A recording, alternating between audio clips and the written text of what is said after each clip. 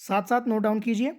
Making of constitution हमारा topic चल रहा है, रिवीजन हम कर रहे हैं, जिसमें हम सबसे पहले देखेंगे संविधान सभा की बैठक पहली 9 दिसंबर 1946। संविधान सभा किसके सुझाव के अंतर्गत आपके गठित की गई थी? कैबिनेट मिशन, याद रखना। अब दूसरी बैठक आपके कब होती है? अच्छा, 9 दिसंबर का क्या इंपॉर्टेंट है?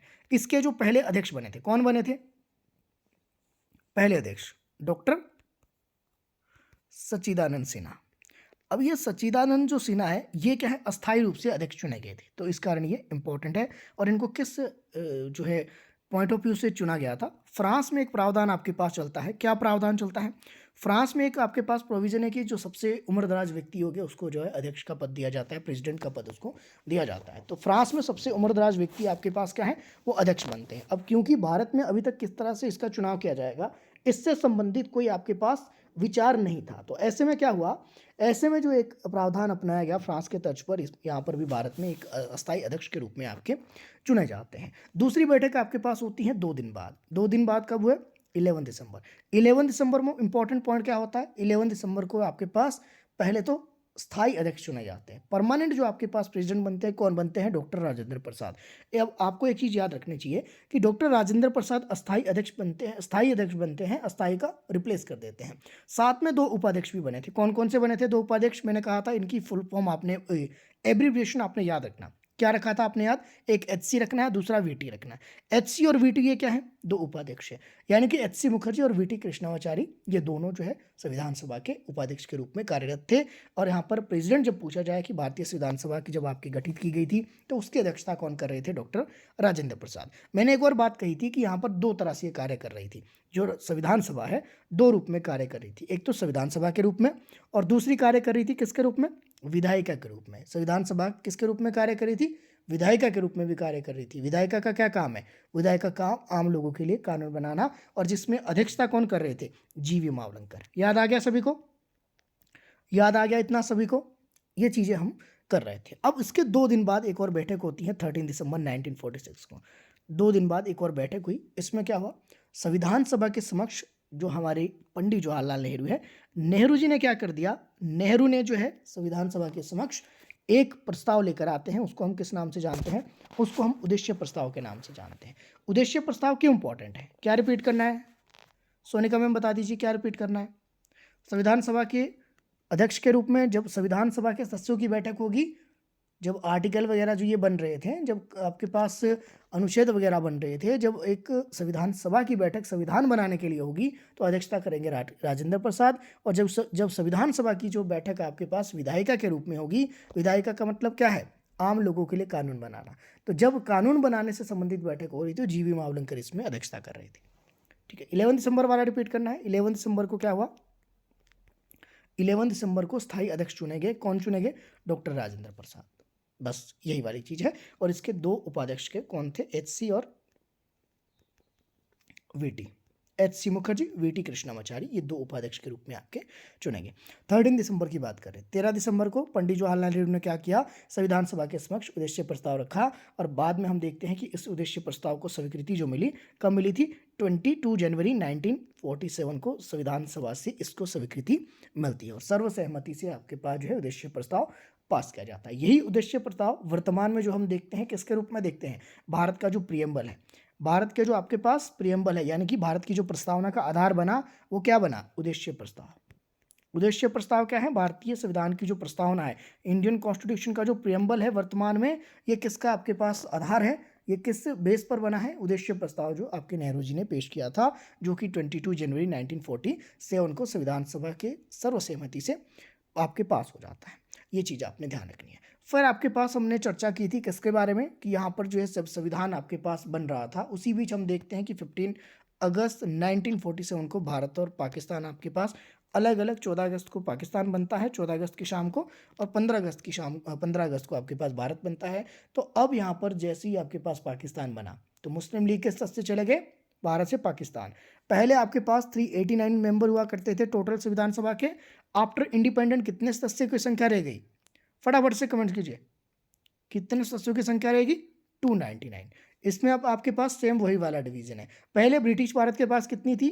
296 सीट। अब ब्रिटिश भारत के पास कितनी रहेगी आफ्टर इंडिपेंडेंट? 229। ठीक है। देसी रियासतों के साथ पहले कितनी थी? देसी रियासतों के बाद पहले कितनी थी? 93 और बाद में कितनी रह गई? 70।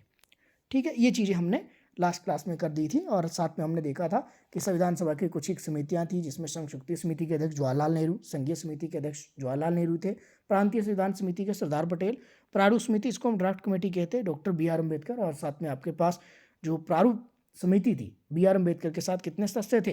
टोटल 7 मेंबर आपके पास देखने को मिलते हैं। इसके अलावा हमने देखा था प्रांतीय संविधान समिति हमारा हो गया स्टेट कमेटी सरदार वल्लभ भाई पटेल, और प्रक्रिया और संचालन समिति डॉक्टर राजेंद्र प्रसाद। ये तो आपको होमवर्क आपके मिल गया होगा, आपके ग्रुप के अंदर आपने देख लिया होगा। किसी दिन आपके पास एक दिन ऐसा मैं करूँगा कि जितना होमवर्क आज तक स्टूडेंट ने आपके सबमिट किया है उसकी हम चर्चा करेंगे, देखते हैं इस संडे करते हैं या कभी आपको मैं बता दूंगा।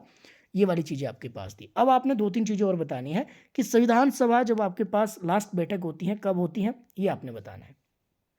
संविधान सभा की अंतिम बैठक, बिल्कुल ठीक कह रहे हो, 22 जुलाई 1947 को आपके पास जो नेशनल फ्लैग है उसको कॉन्स्टिट्यूशन असेंबली ने इसको पास कर दिया था। ये बड़ा इंपॉर्टेंट है। कब आपके पास संविधान सभा ने राष्ट्रीय ध्वज को अपनाया था? 22 जुलाई 1947 को। इंपॉर्टेंट है। संविधान सभा के सदस्यों की अंतिम बैठक कब हुई थी? आपसे मैं प्रश्न पूछ रहा हूँ, फटाफट से आपके रिप्लाई कीजिए और फिर आपके पास इसी के ऊपर आगे चर्चा कर रहे हैं। 24 जनवरी 1950 को जो है संविधान सभा के सदस्यों की अंतिम बैठक होती है। इसी दिन भारत का राष्ट्रगान जन गण मन और इसी दिन भारत का राष्ट्रगीत वंदे मातरम आपके गाया गया। ठीक है, भारत का जो राष्ट्रगान है किसने लिखा है?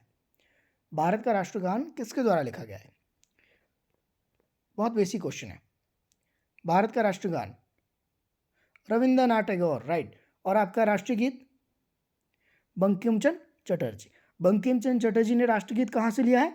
उनका एक उपन्यास है, अगर आपको याद रखना हो तो याद रखना कहाँ से लिया है, उनके उपन्यास से। उपन्यास का नाम बता सकता है कोई?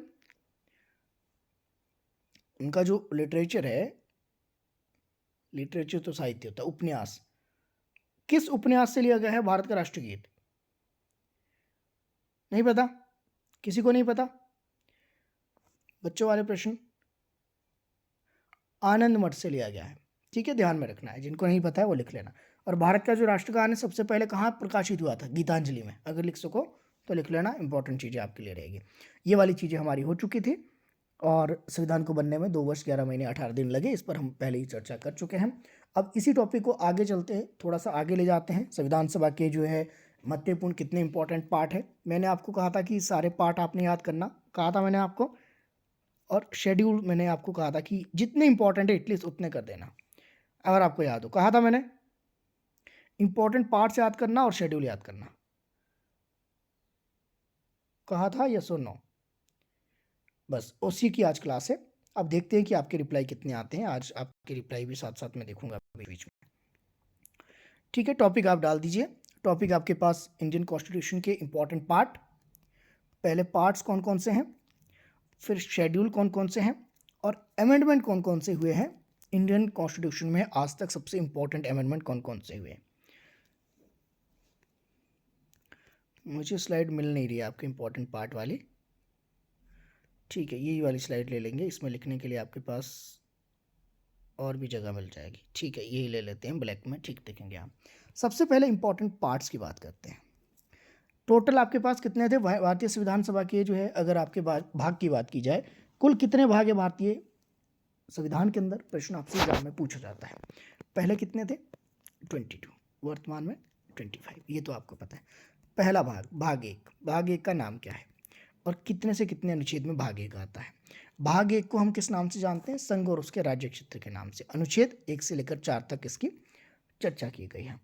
भाग 2 इंपॉर्टेंट है, जल्दी जल्दी आपने लिखना है, फिर इसके ऊपर हम डिटेल में चर्चा करेंगे कि जैसे भाग 1 से 4 तक की जो चर्चा की गई है, अनुच्छेद 1 से लेकर 4 तक भाग 1 आता है, जिसका विषय क्या है? संघ और उसका राज्य क्षेत्र। भाग 2 नागरिकता। नागरिकता किस में है? भारतीय संविधान के किस भाग में नागरिकता का उल्लेख है? भाग 2 पार्ट 2 सिटीजनशिप से रिलेटेड है। आर्टिकल कितने से कितने यहाँ पर? 5 से लेकर 11 तक।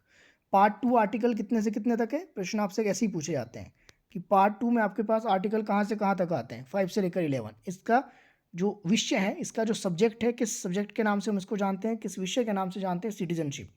सिटीजनशिप कह लीजिए या फिर कह लीजिए नागरिकता। पार्ट 3, पार्ट 3 किससे रिलेटेड है? फंडामेंटल राइट से। अनुच्छेद कितने से कितने आते हैं? 12 से लेकर 35। अनुच्छेद कितने से कितने तक आएंगे पार्ट 3 में? 12 से लेकर 35। इसको हम किस नाम से जानते हैं? मौलिक अधिकार के नाम से हम इसको जानते हैं, फंडामेंटल राइट्स के नाम से इसको जानते हैं। फिर आता है पार्ट 4, ये इंपॉर्टेंट है, वही करवाऊंगा, बाकी नहीं।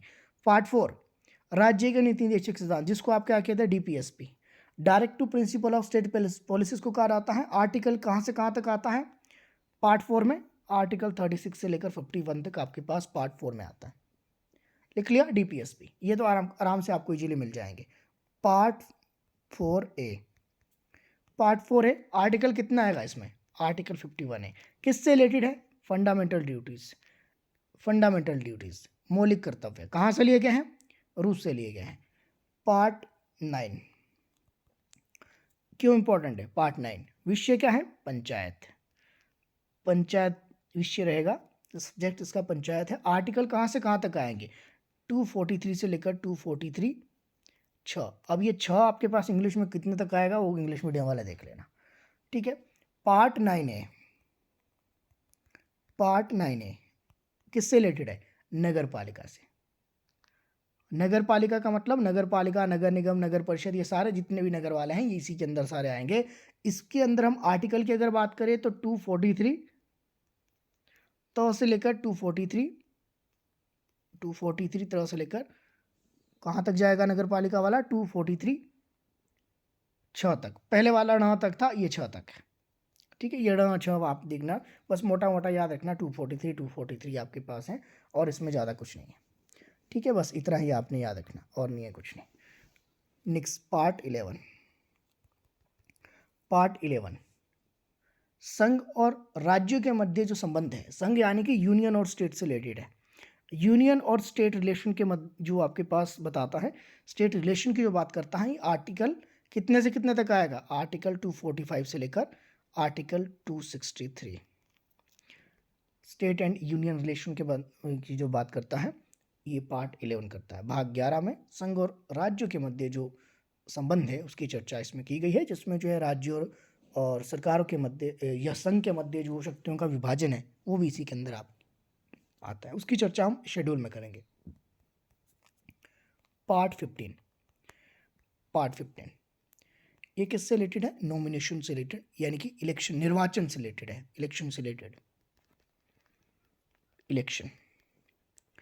इलेक्शन से रिलेटेड भाग 15 में चर्चा की गई है। आर्टिकल आता है इसमें 324 से लेकर 329A। 9A लिख सकते हैं या 9 क भी लिख सकते हैं, क भी लिख सकते हैं और ए भी लिख सकते हैं। 9A आपके कहना ठीक रहेगा। आर्टिकल जो पार्ट 15 आर्टिकल 324 से लेकर 329A। फिर आता है पार्ट 17, भाग 17, ये है राजभाषा से रिलेटेड, यानी कि लैंग्वेज से रिलेटेड, राजभाषा से संबंधित। पार्ट 17 आर्टिकल 343 से लेकर आर्टिकल 351। थोड़ा फास्ट मैं इसलिए कह रहा हूँ क्योंकि बच्चे वाले प्रश्न ये वाले हैं, तो इस पर ज़्यादा समय हम खराब नहीं करेंगे। ये चीज़ें आपको आराम से उसके अंदर बुक्स के अंदर भी मिल जाएगी, लेकिन कौन कौन से इंपॉर्टेंट है वो मैं चर्चा कर रहा हूँ ताकि आपको थोड़ा सा आइडिया लगे।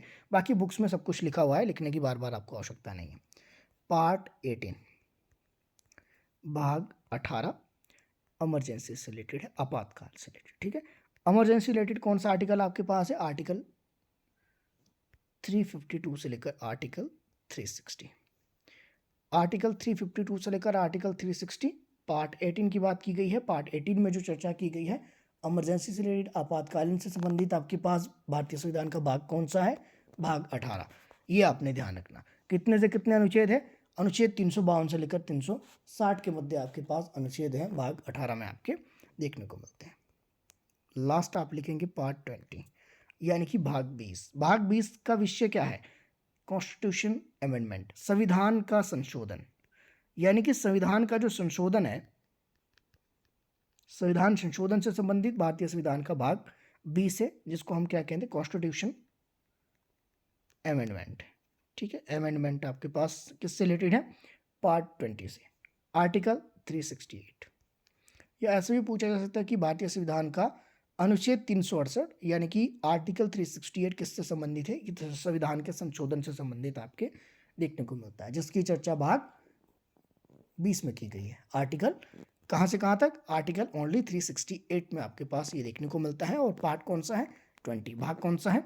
भाग 20 है। तो इंपॉर्टेंट यही वाले भाग है। किसी का यहाँ तक छूट गया है तो जल्दी से बता दीजिए। फिर हम कर रहे हैं शेड्यूल। फिर हम शेड्यूल कर रहे हैं 2025 जून। आपने डेट शीट देखी है। आपका एग्ज़ाम 8 सालों का 1 जून को है, ठीक है। यानी कि मई तक का ही समय आपके पास, 31 मई तक का समय है। थोड़ा सीरियस हो जाइए। आपके पार्ट हो गए कंप्लीट। अगर मैं आपसे वैसे ही पूछूं, जनरल में पूछूं कि पार्ट 9 किससे रिलेटेड है, बता सकते हो जल्दी से, बिना अभी अपनी बुक देखे, नोटबुक बिना देखे। अभी तो आप साथ साथ नोट डाउन कर रहे हैं।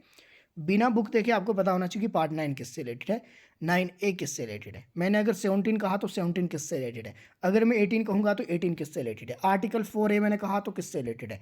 अभी तो चलो आप बता देंगे, अभी साथ साथ किया है। नेक्स्ट क्लास में आपसे ऐसे मैं प्रश्न पूछूंगा, क्योंकि एग्जामिनर ऐसे पूछता है।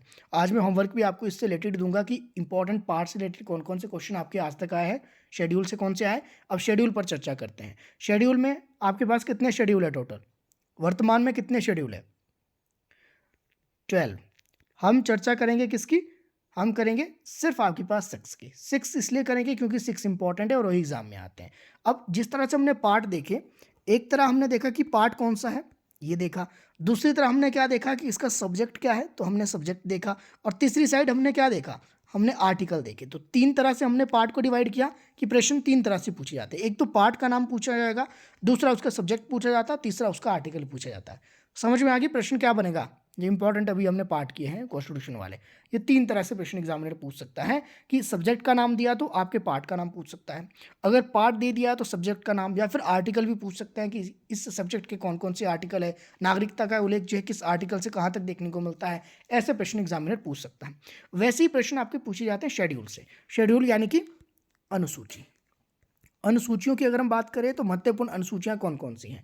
महत्वपूर्ण अनुसूचियां 6 हैं, जिसमें से फर्स्ट शेड्यूल बड़ा इंपॉर्टेंट है। फर्स्ट शेड्यूल का सब्जेक्ट आपके पास क्या है और आर्टिकल कहाँ से कहाँ तक, वही वाला प्रश्न। पहली जो अनुसूची है किससे संबंधित है? राज्य और उसके नामों से। राज्य और उसके नामों से संबंधित है, उसके नाम से संबंधित है फर्स्ट शेड्यूल, ठीक है।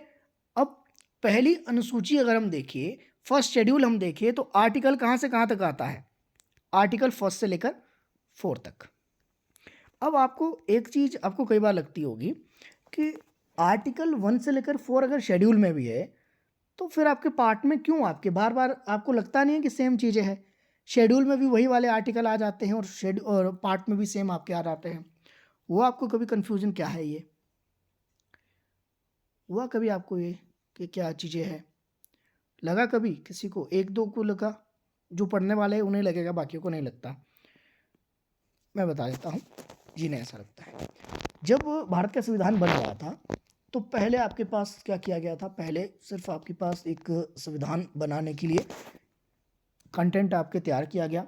जब ये कंटेंट तैयार किया गया तो इसको पार्ट्स में डिवाइड कर दिया गया, उसके छोटे छोटे भाग बना दिए। जैसे आप चैप्टर में देखते हो कि चैप्टर वन से लेकर आपके पास 10 तक पार्ट 1 है, पार्ट 2 है, ऐसे वाला है। तो पार्ट इस तरह से बना दिए गए।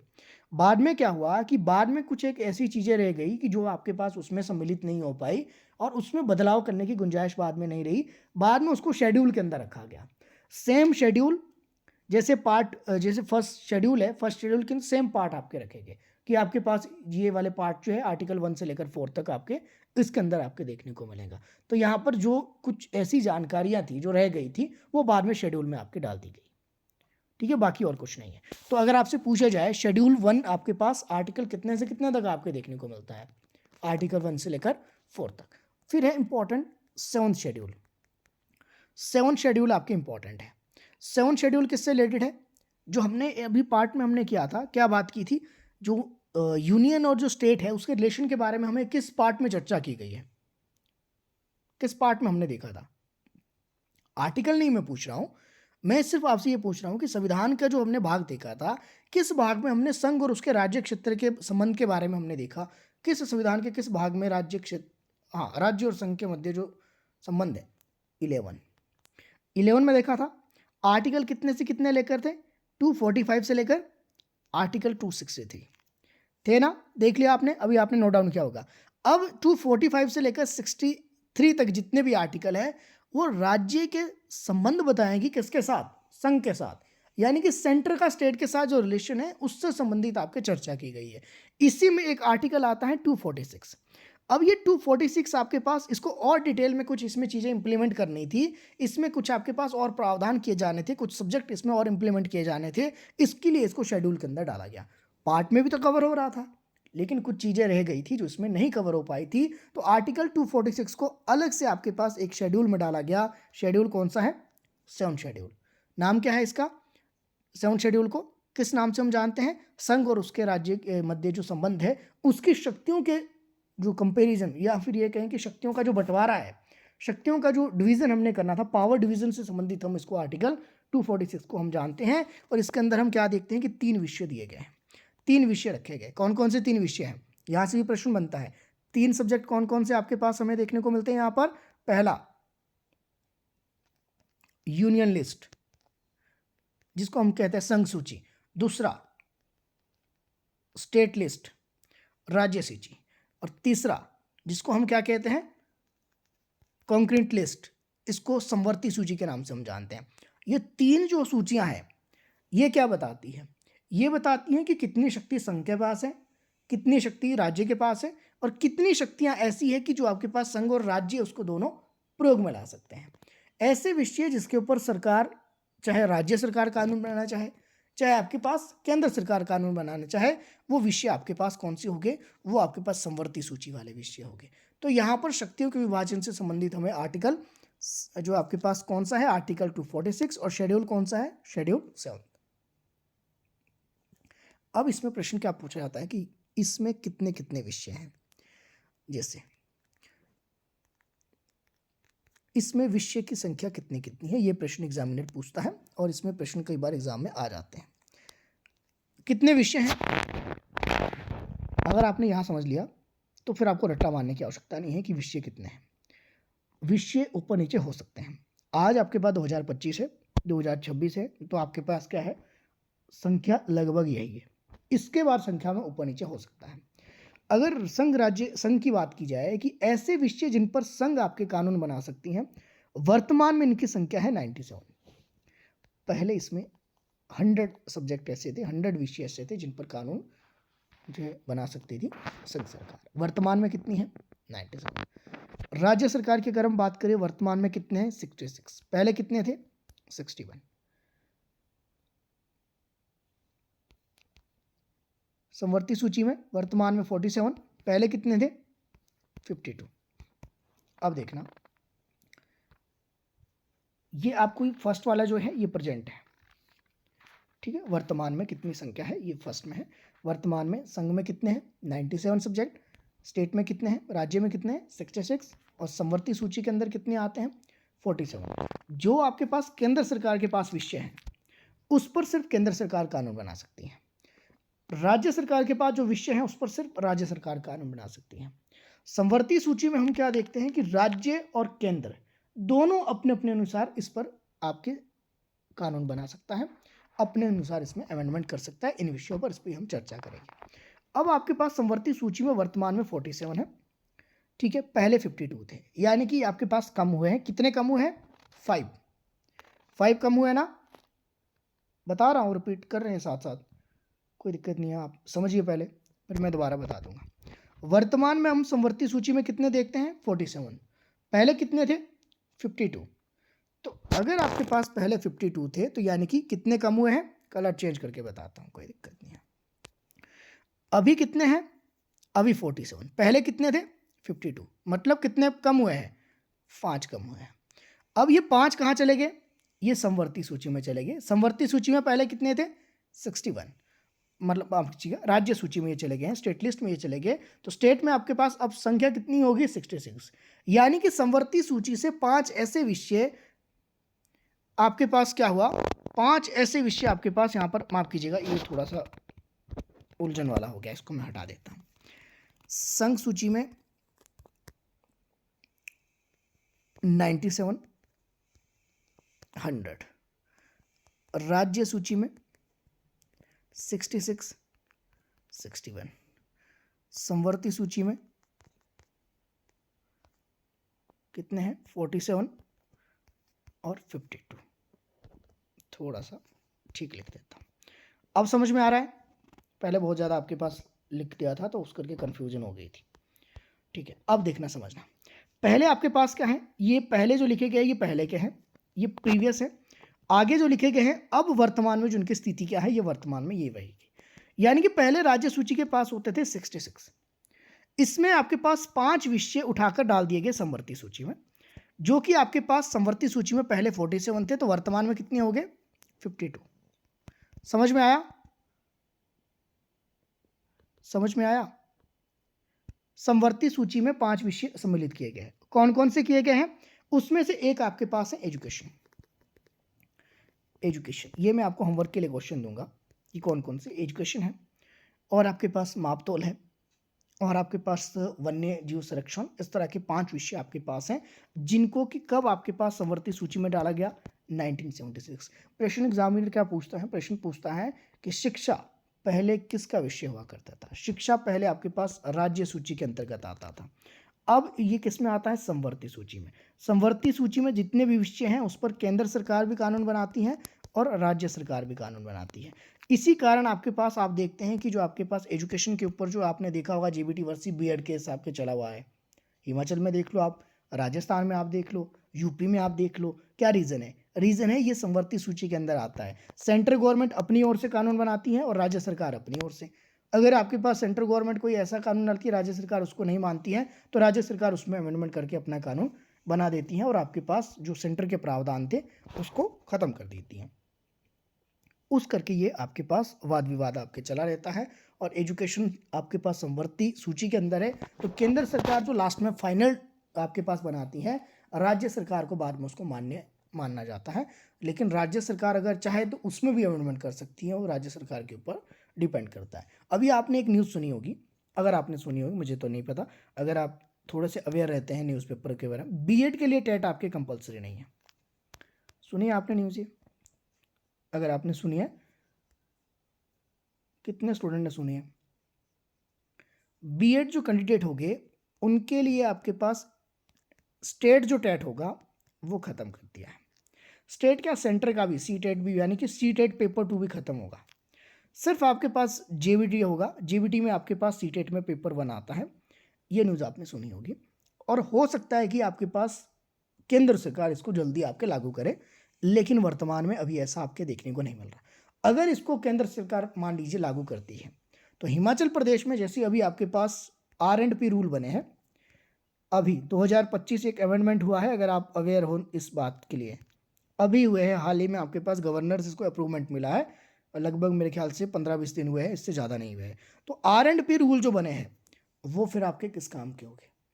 अगर R&P रूल के अकॉर्डिंग आपके हिमाचल में नहीं होती है भर्ती, तो फिर आपके पास यहाँ पर किस आधार पर होगी? क्या डायरेक्ट कमीशन होगा? अगर डायरेक्ट कमीशन हुआ तो R&P जो रूल है इसमें फिर से एक बार अमेंडमेंट करना पड़ेगा, और जब तक इसमें अमेंडमेंट नहीं होगा तब तक कोर्ट से स्टे आपके लग जाएगा। अगर मान लो केंद्र सरकार ने घोषणा की है और इसको इम्प्लीमेंट किया जाता है, तो अभी जितने आपके पास बीएड कर रहे हैं स्टूडेंट या जिनके एचपी टेट क्वालिफाई नहीं है, जैसे कि आप में से भी कुछ स्टूडेंट होंगे जिनका मान लीजिए कि रह जाएगा, तो आप भी कोर्ट चले जाएंगे कि जब सेंटर ने आपके पास ये कर दिया है कि बीएड के लिए अब आपके पास टेट सी टेट जरूरी नहीं है, तो आप हिमाचल प्रदेश सरकार मान लीजिए नहीं मान रही है, हिमाचल प्रदेश सरकार क्या कहती है कि हम HPRCA का जो एग्ज़ाम है वो उन्हीं स्टूडेंट को देने देंगे, कमीशन का एग्ज़ाम, जिनके पास एचपी टेट है, और बाकी को नहीं देने देंगे।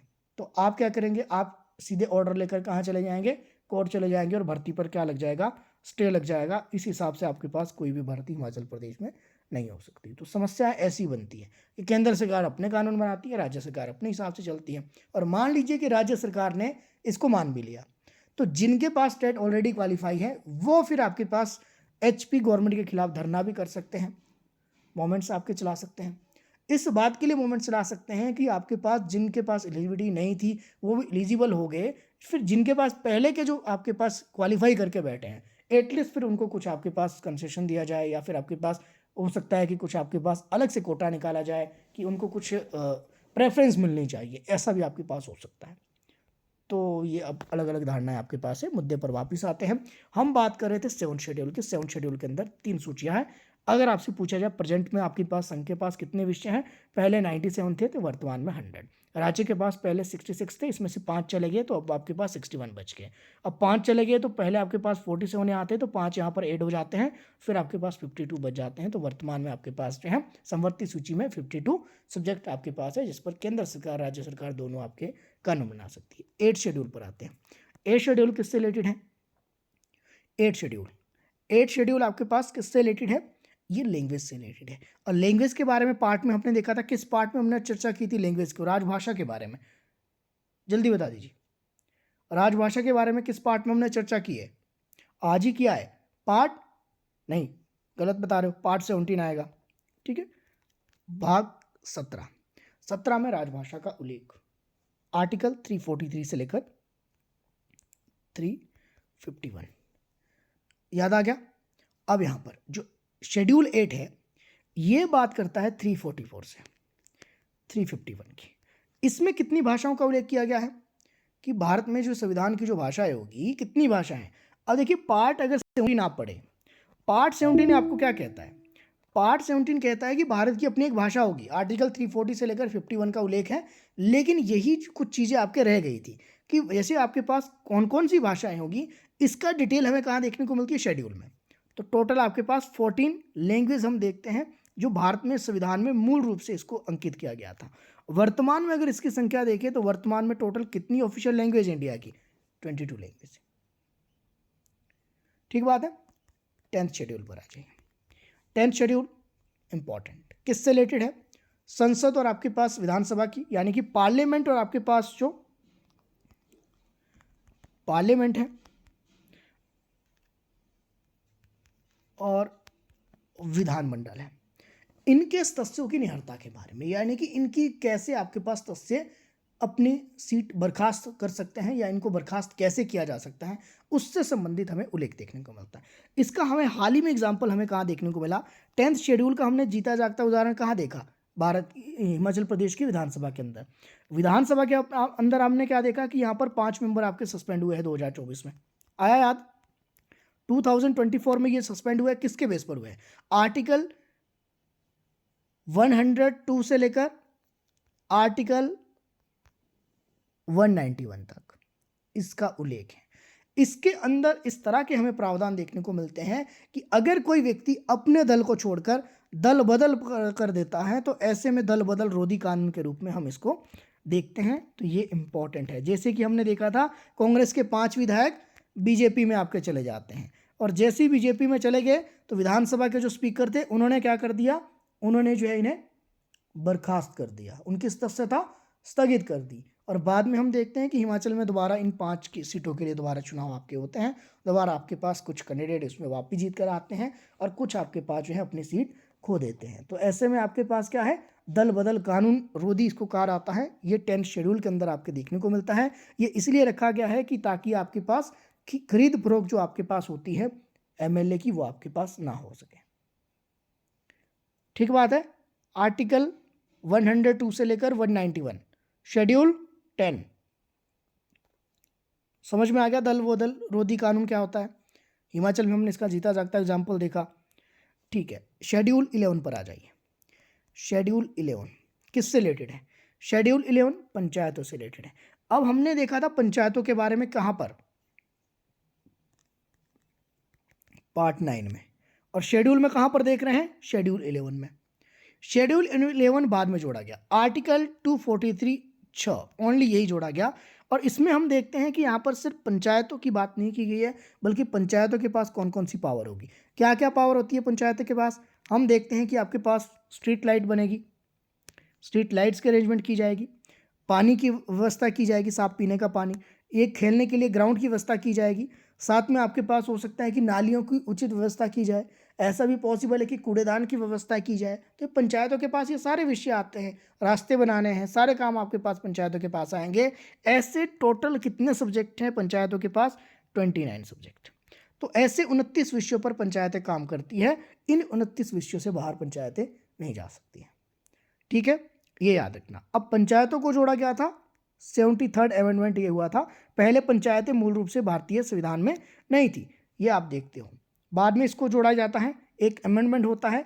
73rd अमेंडमेंट कब हुआ? 1992 में।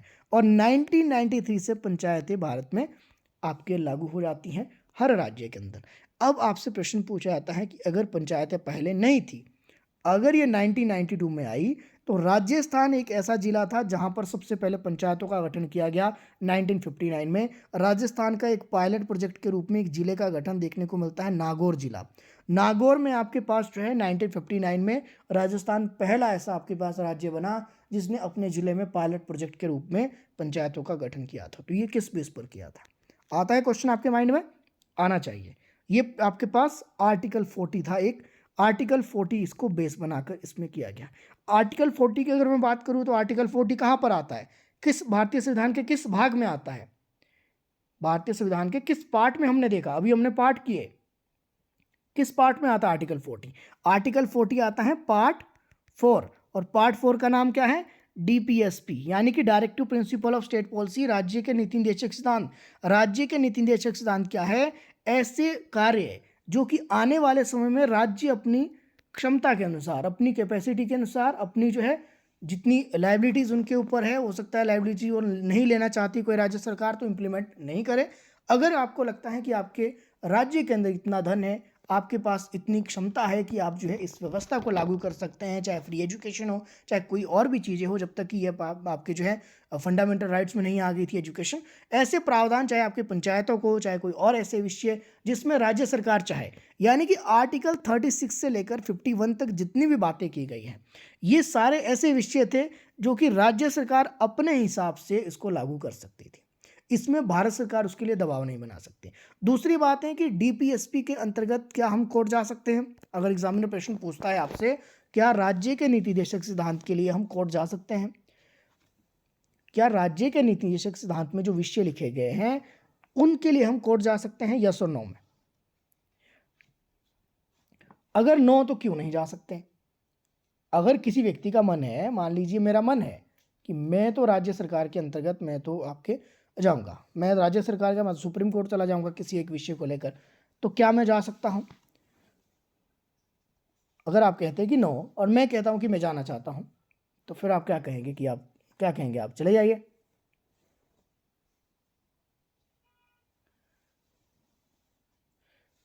अगर मैं कहता हूं, मुझे मान लीजिए कि मुझे एक विषय पसंद नहीं आया, आर्टिकल 36 से लेकर 51 तक कोई एक ऐसे विषय है, जैसे मैं आपके पास मान लीजिए मैं एक विषय लेता हूँ, आप किसी भी आप आर्टिकल बता दीजिए मुझे, कोई भी एक आर्टिकल आप अपनी पसंद से बता दीजिए, उसको मैं समझाता हूँ। आर्टिकल 36 से लेकर आर्टिकल 51 के बीच का कोई भी एक आर्टिकल मुझे बता दीजिए, उस पर मैं चर्चा करता हूँ, और उस विषय को लेकर मैं जा रहा हूँ सुप्रीम कोर्ट। चलो पहले मैं चला जाऊँगा हाई कोर्ट, फिर उसके बाद जाऊँगा मैं सुप्रीम कोर्ट। अब आपने बताना कि मैं जा रहा हूँ, तो मैं जा सकता हूँ या नहीं जा सकता हूँ? चलो मैं जा सकता हूँ, मैं चला गया, तो उसके ऊपर कोर्ट आपके पास क्या रिएक्शन करेगा, बता दीजिए। आर्टिकल 40 तो चलो आप अब व्यवहारिक रूप में आ गया है, मैं आपको समझाना चाह रहा हूं वास्तविक स्थिति क्या है। अब आर्टिकल 40 तो व्यवहारिक रूप में है इस समय, समझ रहे हो आप? जब आर्टिकल 40 व्यवहारिक रूप में है, तो ऐसे में तो मैं अब जा सकता हूं, तो उसमें तो आपका कोर्ट मुझे सपोर्ट ही करेगा। ठीक है, किसी ने 43 कहा है आर्टिकल। आर्टिकल 43 किससे रिलेटेड है पहले पता होना चाहिए। आर्टिकल 43 में हम देखते हैं कि जितने भी कर्मकार जो आपके पास मजदूर वगैरह हैं, जो कुटीर उद्योग है, उसको बढ़ावा देने से संबंधित आर्टिकल 43 है। अगर मान लीजिए मैं कोई छोटा मोटा काम करता हूँ, मेरी एक छोटी सी इंडस्ट्री है, और उस इंडस्ट्री से रिलेटेड आपके पास कुछ मेरे अपने राइट्स हैं, उस राइट्स के लिए क्या मैं आपके सुप्रीम कोर्ट जा सकता हूँ? यस और नो?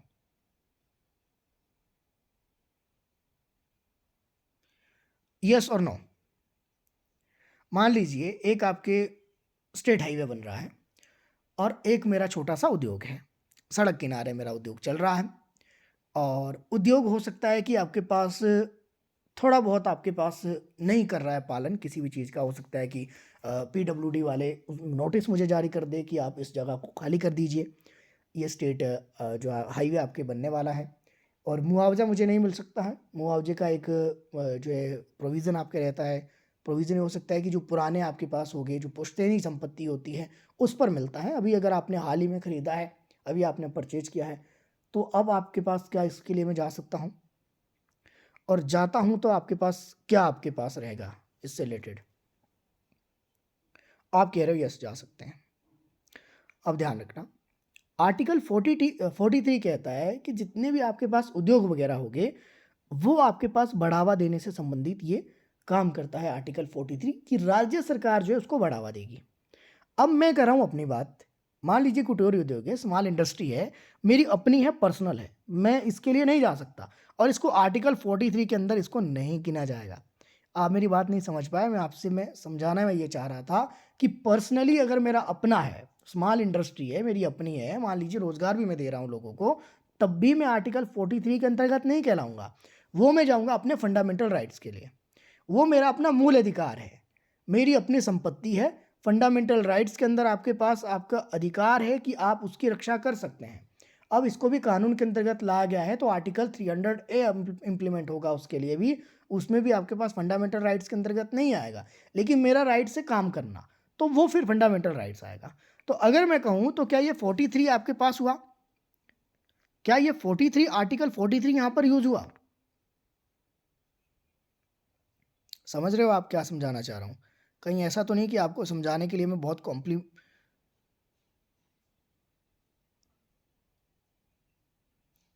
क्या कह रहे हो आप?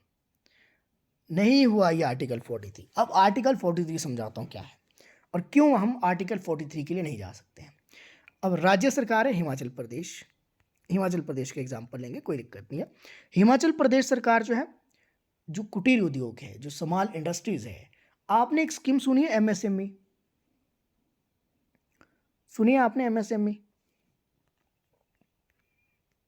सुना है आपने? क्यों नहीं सुना है? कमाल करते हो आप। किसी ने नहीं सुना है? सोलन, सोलन से है कोई? सोलन से है कोई? सोलन, डिस्ट्रिक्ट सोलन। अभी क्लास में कोई डिस्ट्रिक्ट सोलन से है?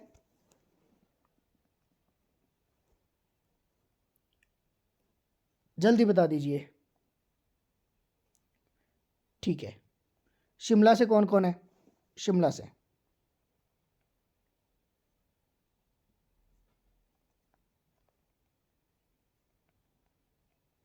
शिमला से कौन कौन है? तो फिर आपको क्यों नहीं पता है? एमएसएमई की फुल फॉर्म पता है किसी को? एमएसएमई की फुल फॉर्म पता है?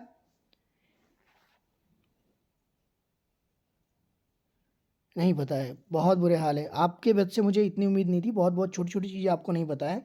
इसका मतलब आप न्यूज़ पेपर वगैरह आपके पास जो मैगजीन वगैरह आती है, और रोजगार जो पत्र आपके पास जो आते रहे एम्प्लॉयमेंट वाले, वो नहीं पता है आपके पास। बिल्कुल, micro small and medium enterprise के नाम से हम इसको जानते हैं। हिमाचल प्रदेश फाइनेंशियली आपके पास जो है, जो ऐसे स्टूडेंट है जो खुद कुछ करना चाहते हैं, स्किल इंडिया के तहत आपके पास कुछ करना चाहते हैं, उनके लिए लोन प्रोवाइड करवाती हैं। तो ये क्या है? आर्टिकल 43 को बढ़ावा दे रही है। क्या आप हिमाचल प्रदेश सरकार से इतनी उम्मीद नहीं रखते कि आर्टिकल 43 को ये इम्प्लीमेंट कर रही है? इतनी उम्मीद भी नहीं रखते आप? अगर आप सोलन से होते हैं तो सोलन में आपके पास चंबा घाट में इसका ऑफिस है।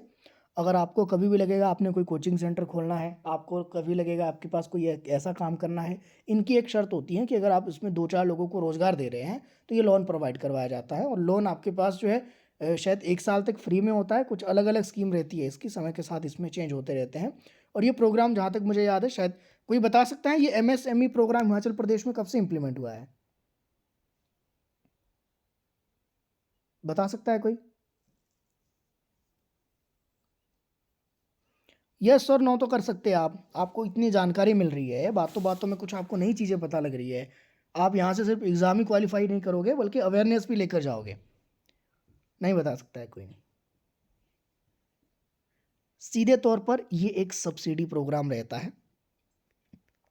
ठीक है, सब्सिडी प्रोग्राम रहता है जिसमें हम देखते हैं जो भी न्यू आपके पास माइक्रो एंटरप्राइज जो आपके पास इंडस्ट्री होगी, याद रखना कैसी इंडस्ट्री होगी? Non farm. Norm farm sector से रिलेटेड आपके पास रहेगी। और इसमें हम ये देखते हैं कि यहाँ पर जो मैन्युफैक्चरिंग जो कॉस्ट आएगी लगभग अंडर 20 लाख। इसके लिए गवर्नमेंट आपके पास आपको हेल्प प्रोवाइड करवाएगी, फाइनेंशियली आपको सपोर्ट करेगी। ये एमएसएमई प्रोग्राम जो होता है ये ऑल इंडिया के लिए है। इसमें ऑल इंडिया में कोई भी स्टेट चाहे तो उसको यूज़ कर सकता है। अगर कोई स्टेट आपके पास ऐसी स्थिति में है कि वो इसको इम्प्लीमेंट नहीं कर सकता है तो उसके लिए ये सुप्रीम कोर्ट में आप नहीं जा सकते। मान लीजिए कि हिमाचल प्रदेश में ये एमएसएमई प्रोग्राम नहीं होता, मान लीजिए, तो क्या हम ये कह सकते हैं कि हिमाचल प्रदेश 43 के अंतर्गत जो है कुटीर उद्योगों को बढ़ावा दे रही है? डिस्कशन कर रहा हूँ, छोड़ दूँ डिस्कशन, पॉइंट टू पॉइंट बात करें जो हमारा टॉपिक है क्लास का। आर्टिकल ख़त्म करने हैं, शेड्यूल ख़त्म करने हैं, अमेंडमेंट ख़त्म करने हैं। क्या हम कह सकते हैं फिर? नहीं कह सकते हैं, गलत बात है। अगर मैं कहूँ कि आर्टिकल 43 के तहत हिमाचल प्रदेश सरकार और भी बहुत सारे प्रोग्राम चला रही है तो फिर आप क्या आप मुझे एक भी प्रोग्राम बता सकते हैं कि आर्टिकल 43 के अंतर्गत हिमाचल में प्रोग्राम चल रहे हैं? होमवर्क दूं आपको मैं ये वाला?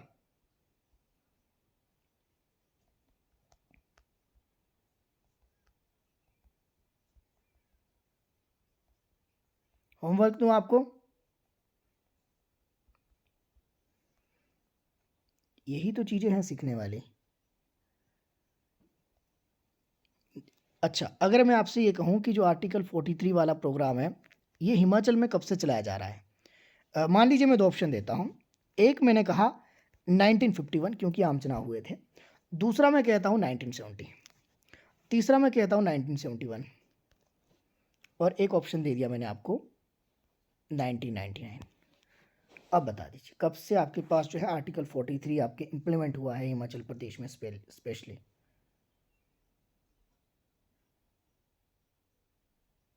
जल्दी बता दीजिए, इतना समय कहाँ लग रहा है?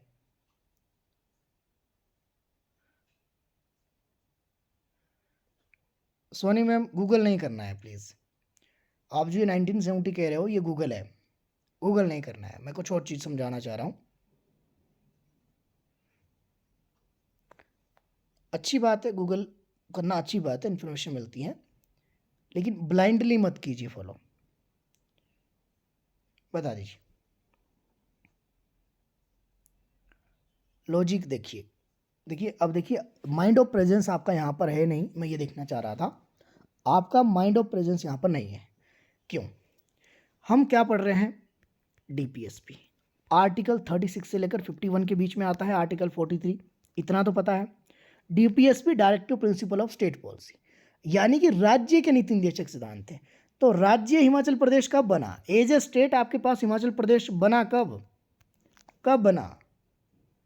तो जब राज्य बनेगा तभी तो डीपीएसपी के आपके पास आर्टिकल यूज में आएंगे। समझ में आ रही है बात? समझ में आ रही है बात मैं क्या कहना चाह रहा हूँ? तो राज्य के नीति निर्देशक सिद्धांत बने कब? ये बने 1950 में, जब आपके पास संविधान लागू होता है 26 जनवरी 1950। लेकिन आपके पास हिमाचल प्रदेश के लिए कब से प्रभावी हुए? 1971 से। हिमाचल प्रदेश कब बना? हिमाचल प्रदेश को कब आपके पास पूर्ण राज्य का दर्जा दिया गया? ये क्लास 1 में तो हमने डिस्कस किया है, तो फिर आंसर क्या होना चाहिए? अच्छा निशा कुमारी मैम, अभी भी आपके पास 1950 पे अड़ गए आप। 1971 होगा, फिर ऑप्शन में जो होगा वो 1971 होगा। इसे कहते हैं माइंड ऑफ प्रेजेंस, पूछने वाला ऐसे ही पूछेगा। ठीक है, ये 1971 में हुआ, लेकिन जो एक्ट है, एक्ट आपके जो बनता है वो 1970 में बना। जो सेक्शन 43 हम देखते हैं the state of Himachal Pradesh act 1970, ये इम्प्लीमेंट होता है, ये 1971 से इम्प्लीमेंट होता है। ठीक है सोनी मैम? ठीक है, आया समझ? समझ में आया? तो अगर आपसे पूछा जाए आर्टिकल 36 से लेकर 51 तक हम कौन से ऐसे विषय हैं जिनके लिए हम जा सकते हैं, ऐसे कोई भी विषय नहीं है, यह राज्य सरकार पर निर्भर करेगा। और अगर वो विषय आपका पर्सनल है तो उससे रिलेटेड आप जो जा सकते हैं, लेकिन उसमें भी आपके धाराएं बदल दी जाएगी, ये बात में ध्यान रखी जाएगी। ठीक है, तो ये चीज़ें आपको ध्यान में रखना है कि किस तरह की सिचुएशन है, किसके अंतर्गत वो सिचुएशन है, यहाँ पर गवर्नमेंट उसके रिलेटेड क्या बात कर रही है और आप किस किस जो मुद्दे को लेकर आप जा रहे हो। ठीक है, अगर मान लीजिए कुटीर उद्योग मेरा अपना होता, स्मॉल इंडस्ट्री मेरी अपनी होती, मैं अपने राइट्स के लिए जाऊंगा, तो अगर मेरी ज़मीन का अधिकार है तो फिर मैं आर्टिकल 300A के अंतर्गत जाऊंगा। अगर हो सकता है कि कोई और ऐसे विषय हो कि आपको मुझे किसी और को लेकर आपकी परेशानी हो रही है, तो उससे रिलेटेड अलग अलग आर्टिकल के अंतर्गत मैं जा सकता हूं, उसमें आर्टिकल 43 नहीं होगा। आर्टिकल 43 तब होगा अगर राज्य सरकार उससे संबंधित आपके पास प्रावधान कर रही है या नहीं कर रही है। मान लीजिए हिमाचल प्रदेश में आर्टिकल 43 से लेकर कोई भी ऐसा कार्य नहीं है जो चल रहा है और बल्कि हिमाचल प्रदेश उसमें सक्षम है, तब मैं आपके हाईकोर्ट जा सकता हूं और रोजगार बेरोजगार संघ अपना काम कर सकता है, उससे रिलेटेड कोर्ट में जा सकता है कि रोजगार के अवसर पैदा किया जाए। ये सारी चीज़ें आपके पास यहाँ पर देखने को मिलेगी। बात समझ में आई? ठीक है, नेक्स्ट लिख लीजिए। आपके पास शेड्यूल कर रहे थे हम 11 में हमने देखा कि आपके पास पंचायतों के जो विषय होंगे, कौन से विषय होंगे। 11 शेड्यूल के अंदर आपके पास 29 सब्जेक्ट की बात की गई है। ये अलग अलग 29 सब्जेक्ट हो सकते हैं और ये 29 सब्जेक्ट आपके अमेंडमेंट हुआ था 73rd में। 1992 में आपके पास ये देखने को मिलता है। 73rd अमेंडमेंट जो देखने को मिला 1992 में हुआ, इंप्लीमेंट होता है 1993 से। इसके बाद क्या है, हर राज्य के अंदर पंचायतों का गठन करना पड़ेगा। ये आपके पास अब क्या हो गया, जैसे ही आपके पास कानून बना ये कंपलसरी हो गया। पहले ये कंपलसरी था नहीं था। 1992 में जैसे ही आपके पास इसको अमेंडमेंट किया गया, संविधान के अंदर इसको जोड़ा गया, अब हर राज्य के अंदर आपके पास पंचायतें हैं। पंचायतें आपके पास, आपने सुना होगा 3 टायर सिस्टम, सुना है? 3 टायर सिस्टम सुना है? 4 टायर सिस्टम? यस और नो कीजिए जल्दी जल्दी फटाफट से। पंचायतों में आपने 3 टायर 4 टायर सिस्टम सुना है? सुना है यस और नो? अब बता दीजिए 3 टायर सिस्टम क्या होता है? 3 टायर सिस्टम क्या होता है? फटाफट कीजिए, फटाफट कीजिए, रिप्लाई कीजिए। 3 टायर सिस्टम क्या है?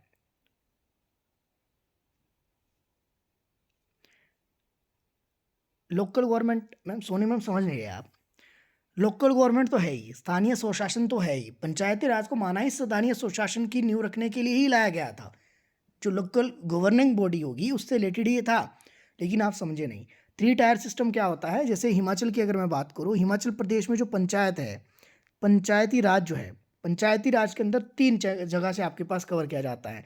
इसको हम 3 टायर हम कहते हैं। जैसे हिमाचल में जो पंचायती राज का सिस्टम है वो 3 टायर है। अब आप पश्चिम बंगाल चले जाओ, वेस्ट बंगाल चले जाओ, वेस्ट बंगाल में 4 टायर सिस्टम है। ये 3 टायर और 4 टायर सिस्टम है, मैक्सिमम जगह 3 टायर है। हिमाचल प्रदेश में अगर पंचायत का पूछा जाए, त्रिस्तरीय पंचायतें हिमाचल प्रदेश में देखने को मिलती हैं, जिसको हम पहले को क्या कहते हैं, ग्राम पंचायत। ये विलेज लेवल पर होती है, जिसको नाम दिया जाता है ग्राम पंचायत। दूसरी होती है पंचायत समिति, जो होती है किस पे होती है, ब्लॉक लेवल पर, उसको कहा जाता है पंचायत समिति। और तीसरा होता है जिला परिषद। ठीक है, जिला परिषद ये डिस्ट्रिक्ट लेवल पर होता है। समझ में आ गई बात? समझ में आ गई? ये 3 टायर सिस्टम है हिमाचल प्रदेश में। अगर आपसे पूछा जाए पंचायती राज में किस तरह की आपके पास व्यवस्था है हिमाचल प्रदेश में, लोकल सेल्फ गवर्नमेंट जो होगी वो किस तरह की होगी, 3 टायर पर होगी। 3 टायर आपके पास, ठीक है, 3 टायर लिख लेना। अगर आपने लिखना होगा तो 3 tyre, TIERS, 3 tier system in HP पंचायती राज। अब आता है शेड्यूल 12। Schedule 12 article 43(ब). अब ब देख लेना क्या होगा। आर्टिकल कितना आएगा शेड्यूल 12 में, 343(ब), और किससे संबंधित है, नगर पालिका से। नगर पालिका में सारी चीजें आ जाएगी। नगर पालिका की अगर हम बात करें तो नगर पालिका आपके पास किस अमेंडमेंट के अंतर्गत इंप्लीमेंट किया गया, 74 अमेंडमेंट। अमेंडमेंट समझते हो आप, संविधान संशोधन। संविधान संशोधन 73rd जब हुआ तो पंचायतें इंप्लीमेंट की गई और एक नई अनुसूची जोड़ी गई, शेड्यूल जोड़ा गया 11। जब आपके पास 74th अमेंडमेंट हुआ, 74 अमेंडमेंट में एक न्यू शेड्यूल जोड़ा गया, 12 शेड्यूल, जो कि नगर पालिकाओं से संबंधित था। इसमें कितने विषय दिए गए हैं, 18 सब्जेक्ट। नगर पालिकाओं के कितने विषय हैं, 18। लिख लीजिए। पंचायतों के कितने विषय थे, 29। नगर पालिकाओं के 18। क्लियर है? अगर मैं आपसे पूछूं, हमने आज एक आर्टिकल किया है, हमने एक निर्वाचन के बारे में हम बात कर रहे थे भाग 15 में, भारतीय संविधान के भाग 15 में निर्वाचन की बात की गई थी, जिसमें हमने आर्टिकल 324 से लेकर 329A की बात की थी। याद है आपको? अभी जस्ट हमने क्लास में किया है। अगर मैं कहूँ कि पंचायती राज जो आपके पास है, या फिर नगर पालिका या नगर पंचायत की मैं बात करूँ, इसका इलेक्शन कौन करवाता है? बस इतना सा पूछना चाह रहा हूँ मैं। भाग 15 हमने जो किया निर्वाचन की, जिसमें हमने बात की, इलेक्शन की हमने बात की, आपने मुझे बस ये बताना है कि भारत में जो आपके पास इलेक्शन है पंचायतों के, वो कौन करवाता है। तो मैं फिर आपको समझ लूँगा कि आप ग्रेजुएट सभी हो। चलो, किसी ने जेबीटी की है, किसी ने बीएड की है, मास्टर की है, तो कितना आपको पता है, क्योंकि आज तक मुझे आपसे ज़्यादा जो डल बैच मुझे आज तक नहीं मिला है, क्योंकि सारे स्टूडेंट को बहुत सी चीज़ें पता होती थी, इवन कुछ नई चीज़ें मुझे सीखने को मिलती थी। आप बताते नहीं हो, बता दीजिए। निर्वाचन जो आयोग है, इलेक्शन कमीशन जो आपके पास है, इलेक्शन कमीशन सभी को पता है। निर्वाचन आज ही हमने बात की, 15 में आता है। आप मुझे बता दीजिए कि आपके पास पंचायतों के इलेक्शन कौन करवाता है? आता है या नहीं आता है? वाह, municipal corporation, very good, very good Soni ma'am, very good. और कुछ बताना चाहेंगे आप?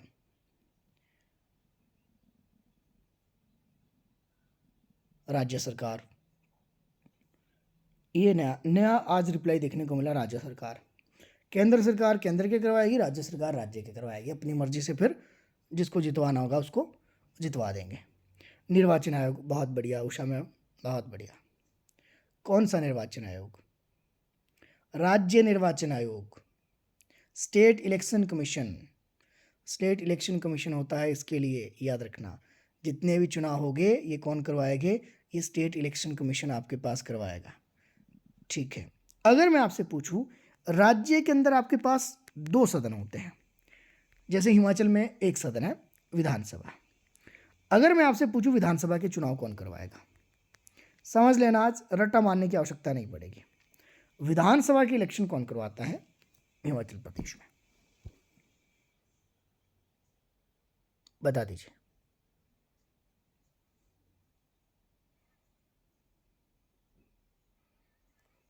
नहीं पता?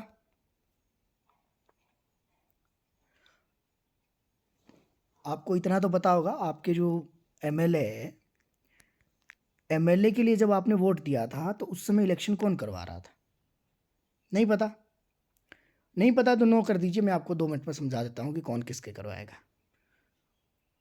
ज़्यादा समय लगेगा नहीं। इलेक्शन कमीशन, अच्छा जी, अच्छा जी, ठीक है।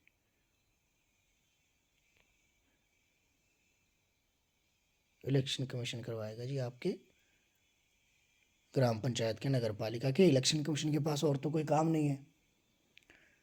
सुन लीजिए, निर्वाचन आयोग है जो भारत का है, इलेक्शन कमीशन ऑफ जो इंडिया आप कह रहे हो, ये इलेक्शन करवाता है किसके? पार्लियामेंट में 2 सदन हैं, राज्यसभा और लोकसभा। उसके अलावा जितने भी स्टेट के अंदर आपके पास जो सदन होंगे, 2 सदन होते हैं, जिसको हम विधानमंडल के अंदर 2 सदन देखते हैं। कौन कौन से होते हैं? विधान परिषद, विधानसभा। ये मोटे मोटे 4 पकड़ लो।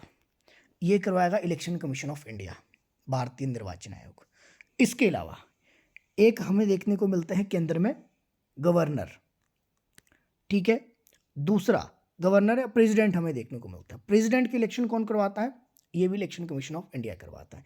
प्रेसिडेंट के साथ होता है वाइस प्रेसिडेंट, इसके भी कौन करवाता है? Election commission of India. फिर हम स्टेट के अंदर किसको देखते हैं? स्टेट के अंदर हम देखते हैं ग्राम पंचायत, नगर पालिका, महानगर परिषद, तहसील या जिला परिषद, जितने भी आपके पास होंगे वो करवाएगा state election commission. State election commission करवाता है। राज्य निर्वाचन आयोग, हर राज्य का अपना एक निर्वाचन आयोग होता है, जिसको हम राज्य निर्वाचन आयोग कहते हैं। अगर मैं ये कहूँ कि हर राज्य का अपना एक निर्वाचन आयोग है, तो क्या आप इस बात से सहमत है कि वो स्वतंत्र रूप से कार्य कर रहा है? यानी कि निर्वाचन आयोग एक स्वतंत्र निकाय के रूप में हम देखते हैं उसे। आपने यस और नो में रिप्लाई करते रहना बस। जैसे हम कहते हैं, क्या स्टूडेंट हो आप, कितना दिमाग है आपके अंदर, जल्दी बता दीजिए। इतने बड़े स्टूडेंट हो, बीएड करके आए हो, जीबीटी करके आए हो, +2 तो सारे पास है। जैसे भारत का हम देखते हैं, भारत का जो निर्वाचन आयोग है, एक स्थायी है और स्वतंत्र निकाय है।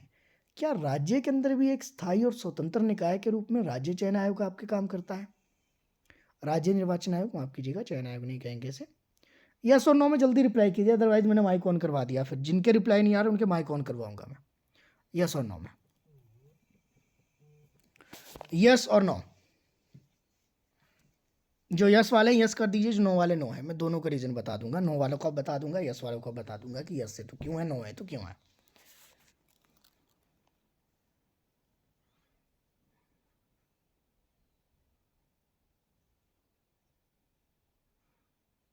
जितने नो कह रहे हो वो सारे गलत है। इसका आंसर यस है। ये स्वतंत्र, स्थायी और अर्ध न्यायिक संस्थान है। राज्य निर्वाचन आयोग राज्य के अधिकार क्षेत्र में नहीं आता है। राज्य सरकार का उसके ऊपर कोई नियंत्रण नहीं है। आपने देखना, जब आपके पास आचार संहिता लगती है तो उस समय शक्ति किसके पास आ जाएगी? राज्य निर्वाचन आयोग का जो अध्यक्ष होगा उसके पास शक्ति आ जाती है। उसमें राज्य सरकार कुछ नहीं कर सकती। राज्य सरकार की जो अनाउंसमेंट वगैरह है उसकी जांच करती है। किसी ने भी आपके पास आचार संहिता का उल्लंघन किया है उसकी जांच करेगी। तो अगर राज्य सरकार के अंडर होगी तो कैसे वो स्वतंत्र रूप से कार्य कर सकती है? उसके अपॉइंट कौन करेगा? जो राज्य के अंदर निर्वाचन आयोग होगा, जो निर्वाचन आयुक्त होगा, उसकी आपके पास अपॉइंटमेंट कौन करेगा? बता सकता है कोई? जो राज्य का निर्वाचन आयुक्त है, अगर मैं कहूँ ये स्थायी और स्वतंत्र निकाय के रूप में गठित एक निकाय है, तो यहाँ पर इसकी जो आयुक्त के रूप में जो आपके एक व्यक्ति अध्यक्षता करता है, वो कौन आपके पास इसको, कौन इसको इलेक्ट करता है, कौन माफ कीजिएगा नॉमिनेट करता है? बता सकता है कोई? नहीं बता सकता? ठीक है, भारत का ही बता दिए। इलेक्शन कमीशन के अंदर हम देखते हैं कि एक मुख्य चुनाव आयुक्त होता है। तो जो मुख्य चुनाव आयुक्त होता है उसको कौन उसको नियुक्त करता है? जैसे इलेक्शन कमीशन ऑफ इंडिया अगर हम वर्तमान में देखिए तो उसका प्रेसिडेंट है, कौन उस प्रेसिडेंट को इलेक्ट करता है? नॉमिनेट नहीं, इलेक्ट करता है प्रेसिडेंट है। जो मुख्य भूमिका आपके पास केंद्र के अंदर राष्ट्रपति की होगी, वही मुख्य भूमिका राज्य के अंदर किसकी होगी? राज्यपाल की होगी। +2 तो सबने की है, पर मुझे नहीं लगता कि आप बहुत ज़्यादा, आप कहीं कोरोना वाले पास आउट तो नहीं हो?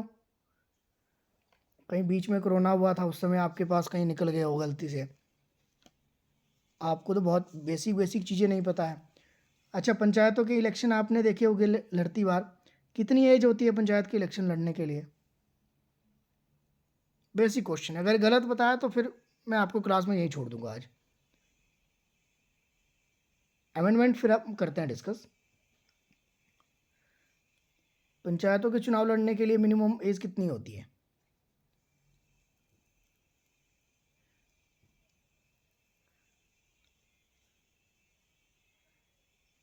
अच्छा, और वयस्क मताधिकार की आयु कितनी है?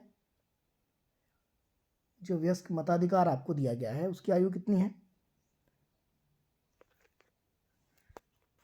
अच्छा ठीक है, 18+। सोनिका कोडल मैम, ये जो प्लस का आपने निशान लगाया, एक खतरनाक आपके था, 18+। ठीक है, ठीक है, आपको ये सभी को पता है। अमेंडमेंट लिख लीजिए, इंपॉर्टेंट अमेंडमेंट। हमने पार्ट अभी तक किए, हमने शेड्यूल किए, और अब अमेंडमेंट की बात करते हैं कि महत्वपूर्ण जो संविधान संशोधन संविधान के अंदर हुए। अमेंडमेंट पहले समझ लीजिए कि क्या होते हैं। संविधान सभा आपकी बनी, संविधान सभा के सदस्यों ने कुछ काम किए और अपने द्वारा कुछ एक आपके पास जितना पॉसिबल था अपने कुछ देशों का अध्ययन किया, अध्ययन करने के बाद जो है एक भारत के लिए संविधान बनाकर उन्होंने तैयार कर दिया। उसके बाद क्या होता है कि संविधान सभा के सदस्यों ने जो संविधान बनाया था उसमें समय के हिसाब से कुछ कमियां रह गई।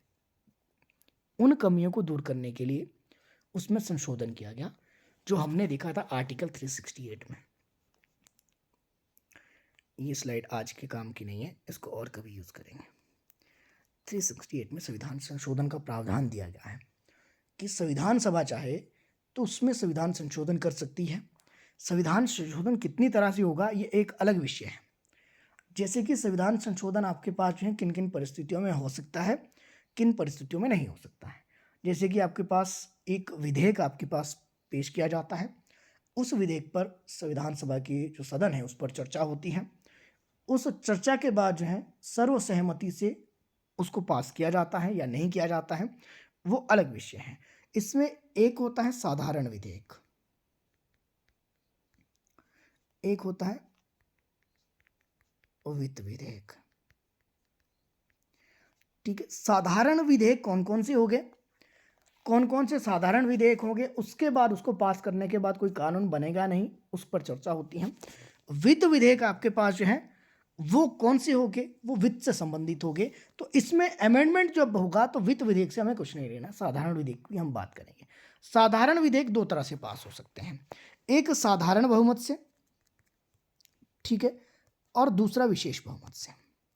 साधारण बहुमत क्या होता है, जब भी हम देखते हैं कि मान लीजिए कि 100 मेंबर आपके प्रेजेंट है, 100 में से जिसने 51 में आपके पास है, ये साधारण बहुमत कहते हैं।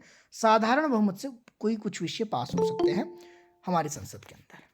कुछ विषय कैसे होते हैं, कुछ विषय आपके पास जो विशेष बहुमत से होते हैं। विशेष बहुमत का मतलब है मान लीजिए कि हम 3 व्यक्ति हैं, 3 में से 2/3 जिसको हम कहते हैं, इसको विशेष बहुमत कहते हैं। तो विशेष बहुमत से कुछ विषय पास हो सकते हैं, उस पर और आगे आकर हम चर्चा करेंगे। अभी मैं आपको समझा रहा हूँ कि संविधान संशोधन क्यों किए गए, और संविधान संशोधन जो किए गए उस संविधान संशोधन करने के बाद हमने क्या देखने को मिलता है कि संविधान संशोधन के बाद कुछ प्रावधान भारतीय संविधान के अंदर बदल दिए जाते हैं। ऐसे ही कुछ प्रावधान की मैं आपको लिस्ट देता हूँ थोड़ी सी। जैसे कि एक संविधान संशोधन 42 में हुआ था, 42 नहीं 1976 में हुआ था, जिसको हम संविधान संशोधन 42 के रूप में जानते हैं। 42वां संविधान संशोधन भारतीय संविधान में जो हमें देखने को मिला, ये कब हुआ था, 1976 में। इसको हम लघु संविधान या मिनी कॉन्स्टिट्यूशन आप लिख लीजिए। मिनी कॉन्स्टिट्यूशन आपके पास किसको कहा जाता है, अमेंडमेंट जो होता है 42।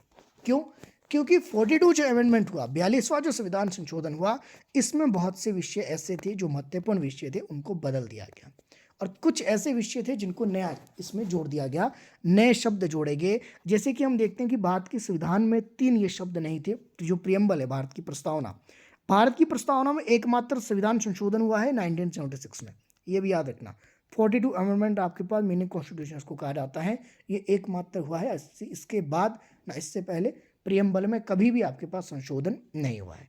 इसमें आपके पास 3 विषय जोड़े गए थे, 3 शब्द जोड़े गए थे, विषय नहीं कहेंगे, 3 शब्द। कौन कौन से, सोशलिस्ट, सोशलिस्ट, दूसरा सेकुलर, और तीसरा इंटीग्रिटी। लिख लेना इंटीग्रिटी, ये 3 आपके पास शब्द जोड़े गए। समाजवादी, पंथ निरपेक्ष और अखंडता, इन 3 शब्दों को भारतीय संविधान सभा के अंदर कब जोड़ा गया, 1976 में इन शब्दों को जोड़ा गया। 1976 में अमेंडमेंट कौन सा हुआ, 42 अमेंडमेंट आपके पास देखने को मिलता है। तो 42 अमेंडमेंट 1976 में होता है, और इसके अंतर्गत हम देखते हैं कि संविधान सभा में आपके पास इन 3 विषयों को जोड़ा जाता है। दूसरी बात, 1976 में आपके पास आर्टिकल जो 51 है, आर्टिकल 51A कहाँ पर देखते हैं, पार्ट 4A में आपके आता है। इसको भी आपके पास कब जोड़ा गया, 1976 में। 1976 में जब आर्टिकल 51A जोड़ा गया, इसमें क्या देखने को मिला, फंडामेंटल ड्यूटीज, यानी कि मौलिक कर्तव्य। हमारे जो मौलिक कर्तव्य है, फंडामेंटल जो हमारी ड्यूटीज है, उनको कब जोड़ा गया, 1976 में। किस देश के संविधान से, रूस के संविधान से। जब ये मूल रूप से जोड़ी गई थी तो ये 10 थी, 10 ड्यूटीज आपके पास मूल रूप से मौलिक कर्तव्य जो जोड़े गए, 10 मौलिक कर्तव्य जोड़े गए, और वर्तमान में आपके पास कितनी है, 11। ठीक है, ये मैंने वैसे ही समझा दिया, ये इसलिए समझाया ताकि आपको समझ में आए कि यहाँ पर कुछ चीज़ें जो भारतीय संविधान में बाद में जोड़ी गई, उसको किसके माध्यम से जोड़ा गया, संविधान में संशोधन करके, यानी कि कॉन्स्टिट्यूशन में अमेंडमेंट करके उनको जोड़ा गया। अब ऐसे ही अमेंडमेंट की आपको मैं लिस्ट बता रहा हूँ कि आप इसमें कौन कौन से याद करेंगे। आप याद करेंगे कॉन्स्टिट्यूशन अमेंडमेंट फर्स्ट कब हुआ था, 1951 में। एक डायरेक्ट क्वेश्चन यही बन सकता है कि प्रथम जो संविधान संशोधन है ये कब हुआ था, ये 1951 में हुआ था। फिर है 7th। अब आप नंबर इनके याद कर लीजिए, क्योंकि ये आप होमवर्क करेंगे। नंबर याद कर लें कि आपने कौन कौन से याद करने हैं। फर्स्ट अमेंडमेंट याद करना है, सेवन्थ अमेंडमेंट याद करना है, 25th अमेंडमेंट याद करना है, 31 याद करना है, 42 याद करना है, 44 याद करना है, 73rd 74th, इस पर तो हमने चर्चा कर ही ली है।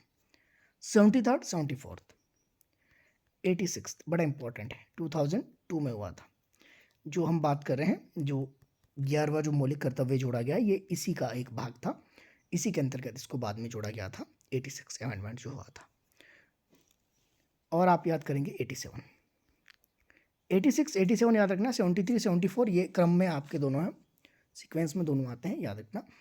और अमेंडमेंट 100 101 102 103 ये अभी हाल ही में जो आपके पास हुए हैं 2018-19 तक के ही हैं, ये बड़े इंपॉर्टेंट है, बस इनको याद करना। अब इसमें क्या याद करेंगे आप? इसमें याद करेंगे कि ये अमेंडमेंट कब हुए और किसके अंतर्गत कौन कौन सी चीज़ें इंप्लीमेंट की गई, ये चीज़ें आप याद करेंगे। ठीक है, बस फिलहाल इतना ही, होमवर्क मैं आपको दे देता हूँ।